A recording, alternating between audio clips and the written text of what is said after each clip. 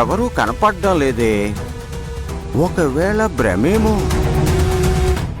మొత్తానికి ఎలుక ఈరోజు తప్పించుకుంది. వదిలిపెట్టను. నిన్నెలాగైనా రేపు చంపి తీరుతాను.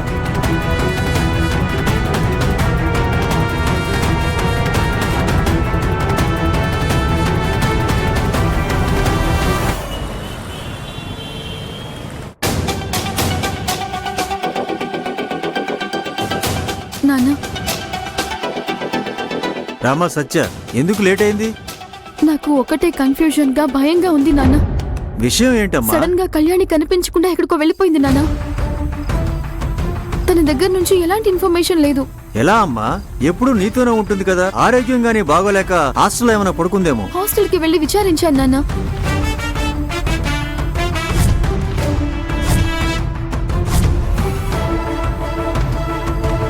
ఫోన్ చేసినా కూడా కనెక్ట్ అవ్వడం లేదు.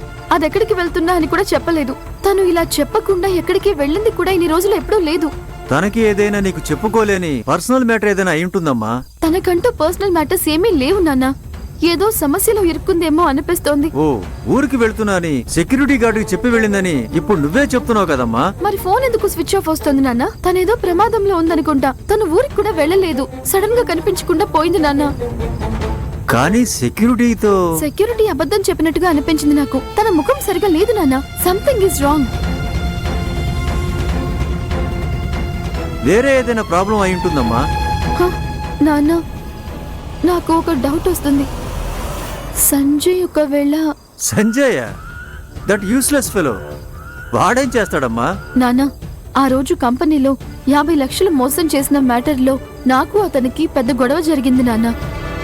నువ్వు ఎవరో లోకానికి తెలిసేలా చేస్తాను, నిన్ను ఎక్స్పోజ్ చేస్తాను అని నాతో ఛాలెంజ్ చేసి మరీ వెళ్ళాడు. అవునమ్మా, ఆ తర్వాతే కదా నేను వాడిని బయటికి గెట్టేశాను. అంతటితో ఆగలేదు నాన్న. నడి రోడ్లో నిలబెట్టి నాతో గొడవ పడ్డాడు నాన్న. కళ్యాణిని ఫాలో చేసి హాస్టల్ వరకు వెళ్ళాడంట. అక్కడ అందరూ కలిసి సంజయ్ ని బాగా తిట్టి పంపించేశారట నాన్న. ఏంటి? ఇంత జరిగినా కూడా ఇంతవరకు నువ్వు నాకెందుకు చెప్పలేదమ్మా? అతను మీ రిలేషన్. పదే పదే వచ్చి నేను కంప్లైంట్ చేస్తుంటే మీరు బాధపడతారు నాన్న.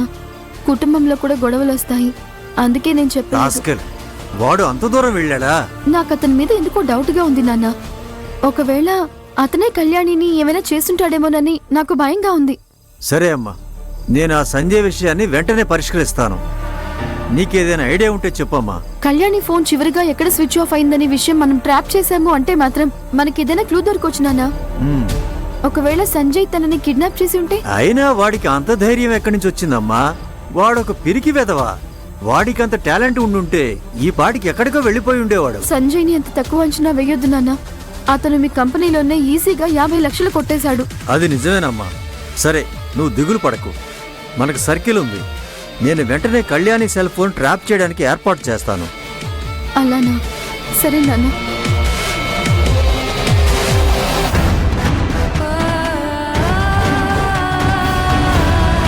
దేవుడా, ఏ సమస్య అయినా సరే నాకు మాత్రమే ఇవ్వు స్వామి. నన్ను నమ్ముకున్న వాళ్ళకి, నాకు సహాయం చేసే వాళ్ళకి ఇవ్వద్దు. కళ్యాణికి ఏం కాకుండా చూడు.